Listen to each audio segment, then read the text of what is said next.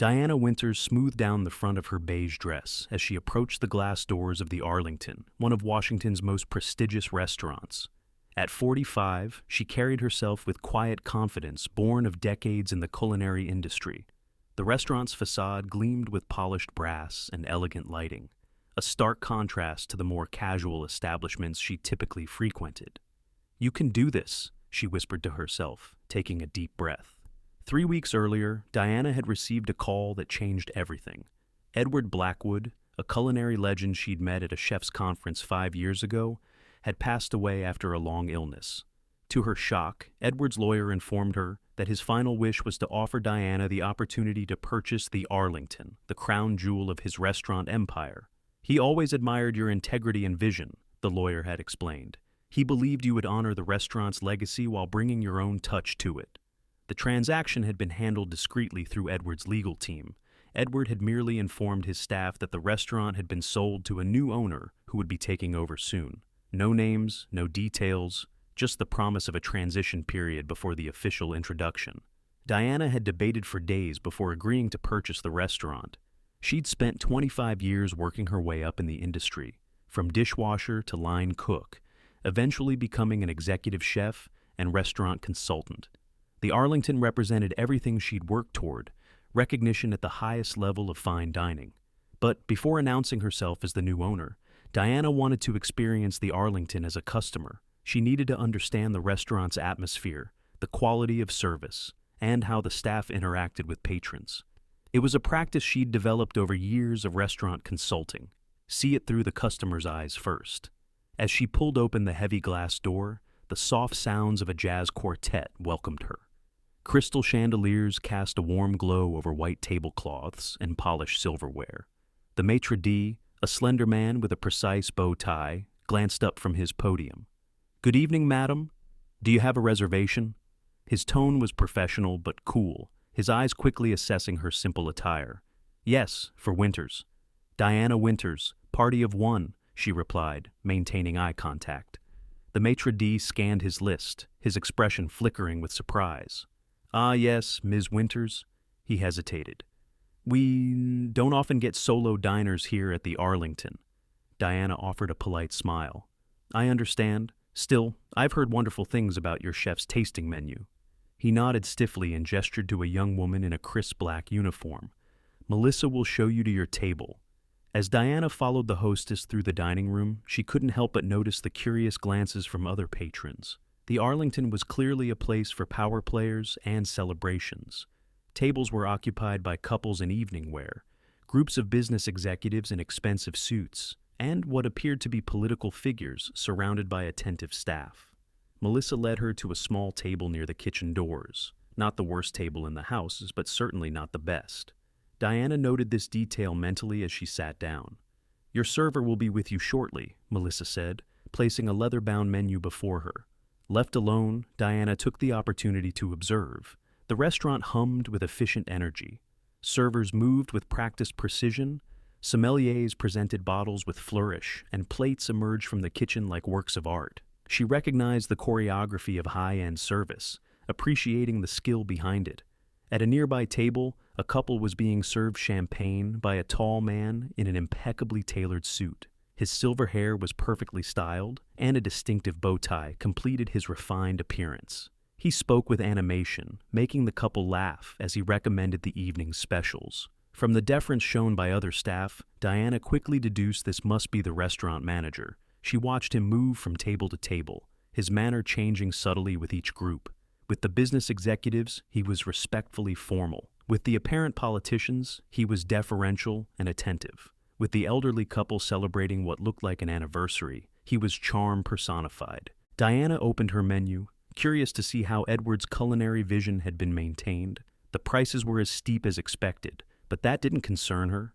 What interested her was the balance between tradition and innovation, and whether the restaurant had kept pace with evolving tastes. A server approached her table, notepad in hand.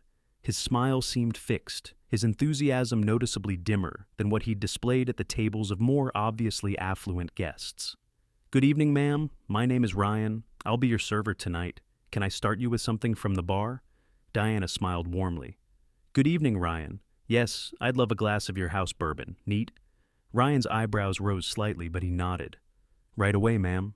As he walked away, Diana settled in, ready to experience what would soon be her restaurant. Diana sipped her bourbon slowly, savoring its complex notes while discreetly observing the restaurant's operations. The Arlington ran like a well-oiled machine, with servers gliding between tables and sommeliers offering wine pairings with practiced ease.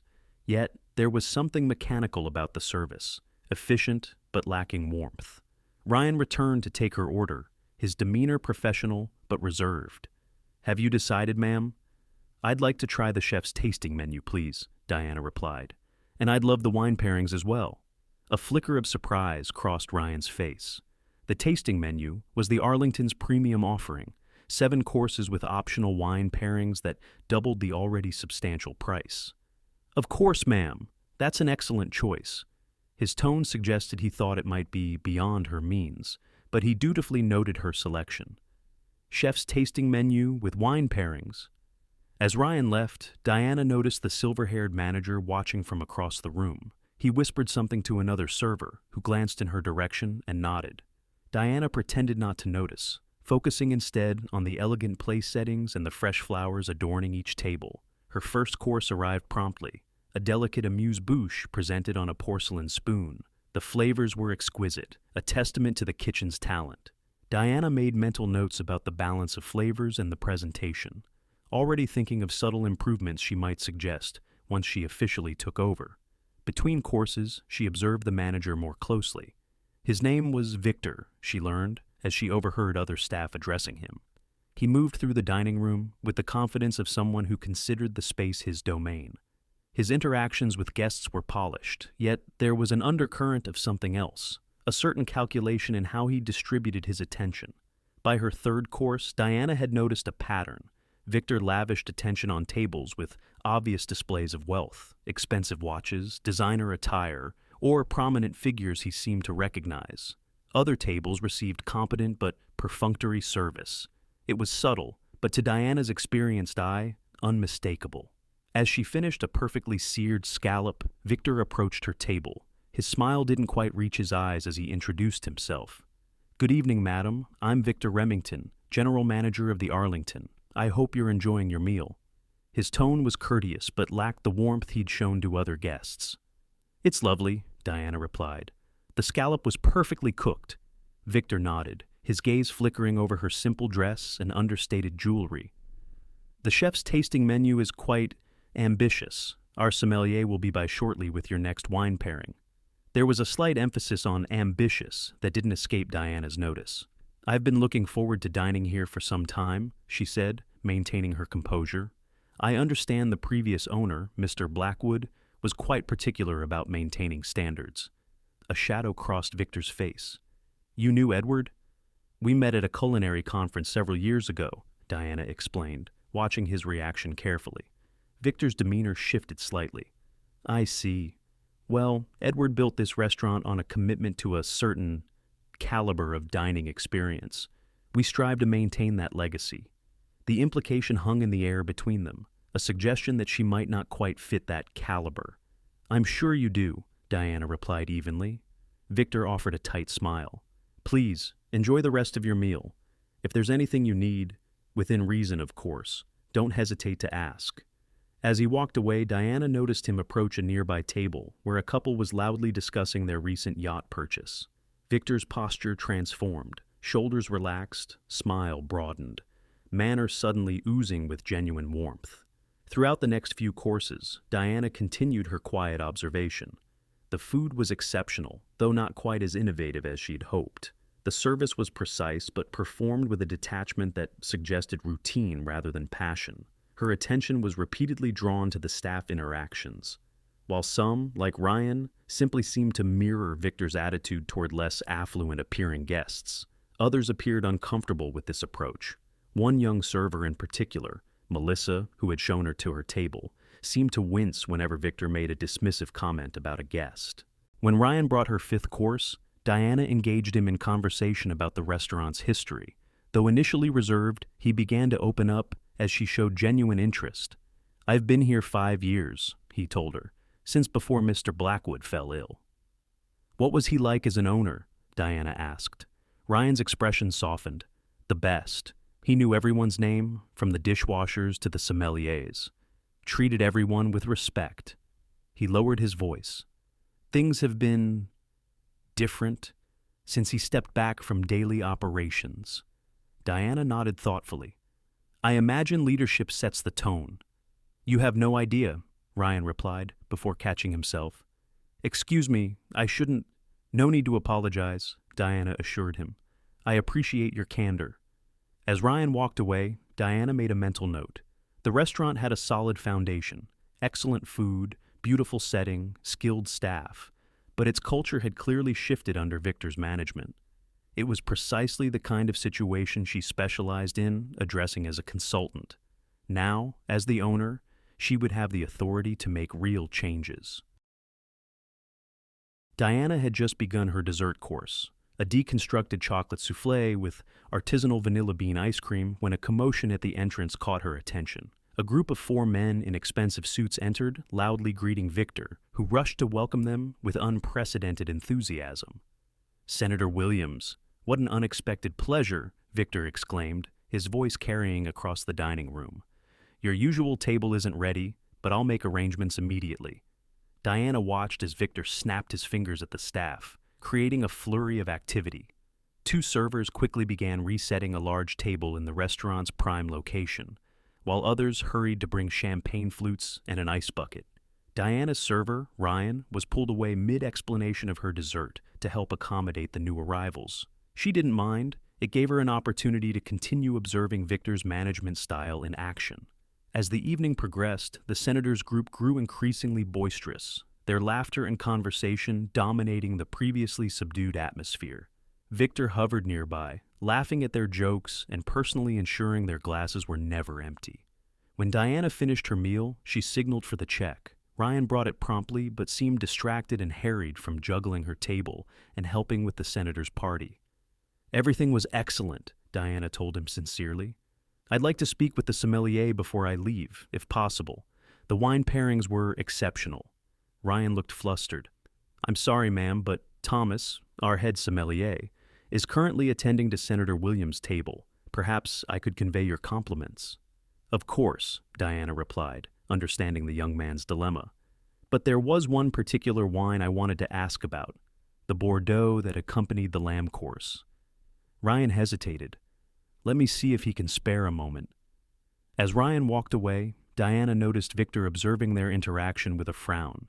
He intercepted Ryan, leaning in to whisper something that made the server's shoulders tense.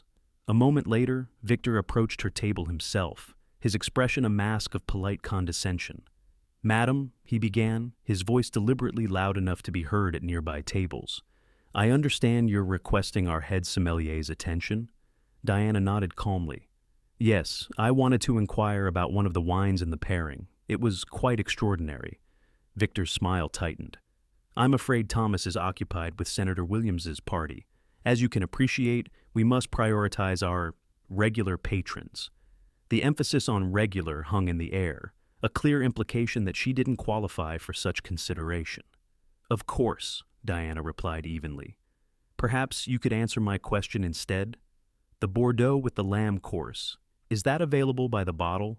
Victor's eyebrows rose slightly. That particular vintage retails for approximately $300 per bottle. He named a price significantly higher than the market value, watching for her reaction. That seems reasonable, Diana said. I'd like to purchase a bottle to take home. A flicker of surprise crossed Victor's face before he composed himself. I'm not certain we can accommodate that request. Our wine selection is curated specifically for in-house dining experiences. Diana maintained her composure. I understand, but I'd be happy to pay a premium for the convenience. Victor's mask of civility began to slip. Madam, this isn't a liquor store. The Arlington caters to a particular clientele with a sophisticated understanding of fine dining etiquette. His voice had risen, attracting the attention of nearby diners. Diana felt their eyes on her, some curious, others embarrassed on her behalf. I'm well aware of dining etiquette, Diana replied calmly. I simply enjoyed the wine and wished to purchase a bottle. Victor let out a short, derisive laugh. Perhaps somewhere else would be more appropriate for your needs. We can recommend several establishments with more accessible options. The word accessible dripped with condescension.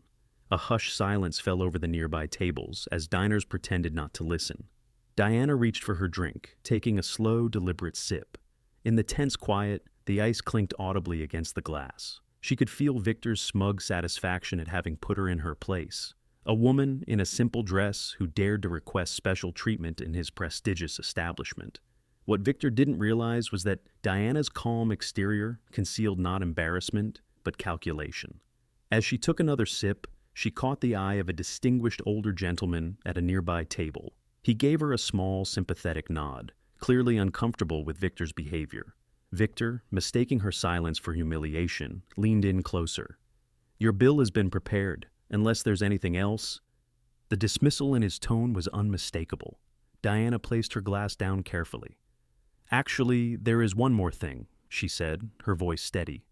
"I'd like to know how long you've been managing the Arlington." Taken aback by the unexpected question, Victor replied automatically, 5 years. I was personally selected by Mr. Blackwood." The lie came easily to his lips. Diana nodded thoughtfully. "Interesting. Thank you for the information, Victor." She placed her credit card on the bill tray. "That will be all for now." As Victor walked away with her payment, Diana pulled out her phone and made a brief note. The humiliation had been public and deliberate, and it had told her everything she needed to know about the man currently running what would soon be her restaurant. She waited until Victor was out of earshot before quietly asking a passing server, "Excuse me, could you tell me when your shifts end this evening? I'd like to leave an additional gratuity for the kitchen staff." The server, surprised by the request, hesitated. "The kitchen closes at 11, ma'am." "Perfect," Diana replied with a smile. "Thank you." Diana stepped out of the Arlington into the cool evening air, Victor's mocking laughter still echoing in her mind. She took a deep breath, centering herself. For a moment, she stood motionless under the restaurant's elegant awning, watching the valets rush to retrieve luxury vehicles for departing diners. Instead of heading home, Diana walked to a small coffee shop across the street. She ordered a simple black coffee and settled into a corner table with a clear view of the Arlington's entrance. From her bag, she pulled out a leather-bound notebook and began to write, occasionally glancing up at the restaurant. At precisely 11:05 p.m., Diana watched as kitchen staff began to exit through a side door. They looked tired but were chatting amiably. She recognized Ryan among them, his bow tie now loosened around his neck. Diana gathered her things and made her way across the street. Ryan noticed her approaching and looked surprised. "Ms. Winters, did you forget something?" "Actually, I was hoping to speak with you and some of the other staff," Diana said, glancing at the small group that had gathered. "I'd like to buy you all a drink if you're interested." The staff exchanged curious looks. A young woman, Melissa, the hostess from earlier, stepped forward hesitantly. "Why would you want to do that?" she asked, her tone suggesting genuine confusion rather than suspicion. Diana smiled warmly. "Let's just say I had an illuminating dining experience this evening, and I'd like to learn more about the Arlington from the people who know it best." 20 minutes later, Diana sat in a booth at a nearby pub with Ryan, Melissa, and 2 other staff members, Jorge, a line cook, and Alicia, a server. Initial awkwardness had given way to curiosity as Diana carefully asked questions about their experiences working at the restaurant. "How long have each of you been at the Arlington?" she began. 3 years, Melissa offered. 5 years, Ryan said, since before Mr. Blackwood got sick. Jorge had been there 7 years, Alicia just over a year. Each had stories about the restaurant's gradual transformation. "It was different under Mr. Blackwood," Jorge explained, his voice tinged with nostalgia. "He cared about the food, about creating experiences for everyone who walked through the door, not just the VIPs. "When did Victor take over?" Diana asked casually. Ryan and Melissa exchanged glances. "About 3 years ago," Ryan said. "Mr. Blackwood was too ill to be involved day to day, and Victor was promoted from assistant manager. He told me he was personally selected by Edward Blackwood," Diana noted, "that he's been managing for 5 years. Jorge snorted. "That's not true. Victor was hired by the previous manager. Mr. Blackwood barely knew him."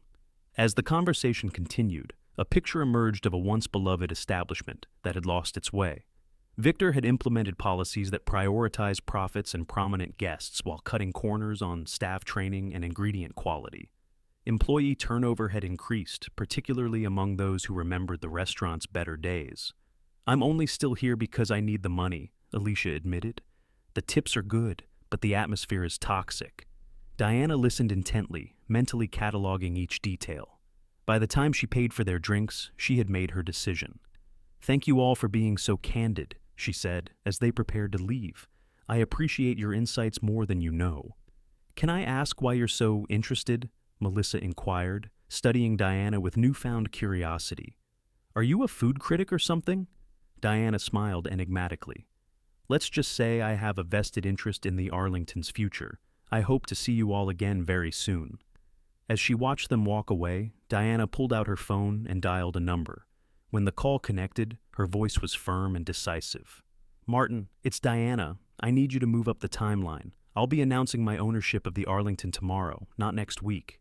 She ended the call and looked back at the restaurant, its elegant facade now dark, except for security lighting. Victor's days of laughter at others' expense were numbered. Dawn broke over Washington as Diana sat in her home office, surrounded by documents relating to the Arlington. She'd been up most of the night, reviewing the financial records and operational reports that had been part of the purchase agreement. On her computer screen was an email from Martin Kleinfeld, the attorney who had handled the acquisition. It contained the digital files she'd requested in their late-night call, staff records, vendor contracts, and the restaurant's books for the past 5 years. Diana took a sip of coffee, her trained eye quickly spotting anomalies in the accounting. Small discrepancies, nothing that would immediately raise alarms, but a pattern that suggested systematic skimming. Victor had been clever about it. A slight markup on vendor invoices here, an unaccounted cash transaction there. Her phone rang. It was Ryan, responding to the text she'd sent after their pub conversation. "Ms. Winters, I got your message. I'm not sure I understand what you're asking." "I appreciate your call, Ryan," Diana replied. "I believe there may be some irregularities in the Arlington's operations, and I'm hoping you might be able to provide some context." Ryan hesitated. "I'm not sure I should be discussing this. If Victor found out, I promise you complete confidentiality," Diana assured him, "and protection from any repercussions." After a moment's silence, Ryan agreed to meet her at a small cafe several blocks from the restaurant. An hour later, Diana watched as Ryan nervously stirred his coffee. She had carefully explained that she was considering an investment in the Arlington and wanted to ensure everything was above board. "There are things that don't make sense," Ryan admitted finally. "Victor keeps a separate ledger in his office. We're instructed to route certain high-value wine sales through that system, especially when customers pay in cash." "Do you have access to these records?" Diana asked. Ryan shook his head. "No, but—" He lowered his voice. "Melissa does. She helps with administrative tasks. She's mentioned that some of the numbers don't add up." By mid-afternoon, Diana had spoken with Melissa as well. The young woman had provided screenshots of the separate accounting system, evidence that Victor was indeed siphoning funds, primarily by selling rare wines off the books and pocketing the cash. "Why haven't you reported this?" Diana asked gently. Melissa looked down. "Victor has connections with the restaurant group that officially manages the Arlington. Anyone who complains gets fired. We all need our jobs." Diana nodded sympathetically. "I understand. Thank you for trusting me with this." At 4 p.m., Diana met with Chef Paul Harrington, who had been with the Arlington for nearly a decade. Initially reluctant to speak, he gradually opened up about Victor's cost-cutting measures and the declining quality of ingredients. "Edward would be devastated to see what's happening," Paul said, his voice thick with emotion. "We were known for sourcing the finest seasonal produce. Now, Victor substitutes inferior products and charges the same premium prices." Diana's final meeting of the day was with Thomas, the sommelier who had been too busy with Senator Williams to speak with her the previous night. They met at a wine shop across town, where Thomas confirmed Ryan's account of the shadow wine sales. "I've been documenting everything," Thomas said, sliding a USB drive across the table. "I was close to Edward. This isn't right." By evening, Diana had compiled enough evidence to justify immediate action. Victor wasn't just a poor manager with an elitist attitude. He was actively defrauding the restaurant and destroying Edward Blackwood's legacy in the process. She called Martin again. I need you to arrange an emergency meeting with the restaurant staff tomorrow morning, before opening, and contact the restaurant group's board. We'll need them there too. As she hung up, Diana felt a mix of anger and resolve. Tomorrow would be a day of reckoning, not just for Victor, but for everyone who had enabled his behavior. Diana arrived at the Arlington at 8 a.m. sharp, dressed not in yesterday's simple beige dress, but in a tailored navy suit that radiated quiet authority. Martin Kleinfeld walked beside her, carrying a leather portfolio containing all the evidence they had gathered. The restaurant's private dining room was already filling with confused staff members. Diana noted that Victor stood near the head of the table, his face twisted with irritation as he checked his watch repeatedly. When the last board member from the restaurant group had taken their seat, Diana nodded to Martin, who closed the door. "Good morning," Diana began, her voice clear and confident. "I appreciate you all being here on such short notice." Victor stepped forward. "Excuse me, but who authorized this meeting, and who exactly are you?" Diana smiled, the expression not reaching her eyes. "I'm Diana Winters. As of 3 weeks ago, I am the owner of the Arlington." A collective gasp swept through the room. Victor's face drained of color. "That's impossible," he stammered. "The restaurant group no longer manages this property," Martin interjected smoothly, distributing copies of the purchase agreement. "Ms. Winters acquired the Arlington through a private transaction with Edward Blackwood's estate." Diana took a step toward Victor, whose arrogant demeanor had entirely collapsed. "I visited my restaurant as a customer yesterday evening," she said, maintaining eye contact with him. "I had a most educational experience." Victor swallowed hard. "Ms. Winters, I had no idea." "Clearly," Diana cut him off. "You also had no idea that I've spent the last 18 hours investigating your management practices." She turned to address the entire room. "I've discovered numerous irregularities in the Arlington's operations, including financial discrepancies, quality control issues, and a toxic workplace culture." Diana nodded to Martin, who began presenting the evidence they had gathered: the shadow accounting system, the wine scheme, the vendor markup arrangements, and testimonials from staff members. As Victor's fraudulent activities were revealed, he seemed to physically shrink, his previous confidence evaporating entirely. "This is defamation," he tried weakly, but the evidence was overwhelming. "Your employment is terminated, effective immediately," Diana stated firmly. "I've already spoken with law enforcement regarding potential criminal charges." Security had been discreetly arranged. As they approached to escort Victor from the premises, he finally found his voice. "You set me up," he accused, his tone desperate. "Coming in here dressed like that, acting like—" Diana raised an eyebrow. "Acting like what, Victor? Someone who doesn't meet your standards? Someone who doesn't belong in your prestigious establishment?" The room fell silent as the impact of her words registered. Yesterday's humiliation had been witnessed by many staff members present, and now they understood it in an entirely new context. "I didn't need to set you up," Diana continued calmly.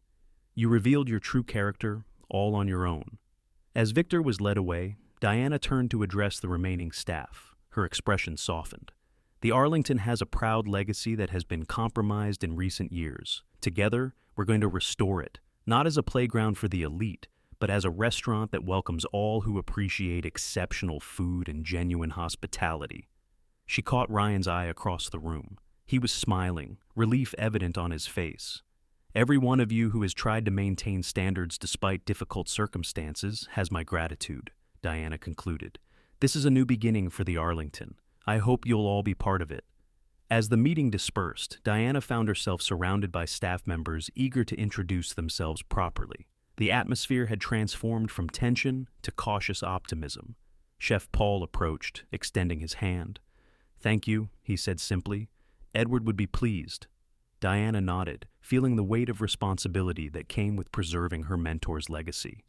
"The Arlington is going to be fine," she assured him. "More than fine." Looking around at the historic restaurant that was now hers, Diana felt a deep sense of satisfaction.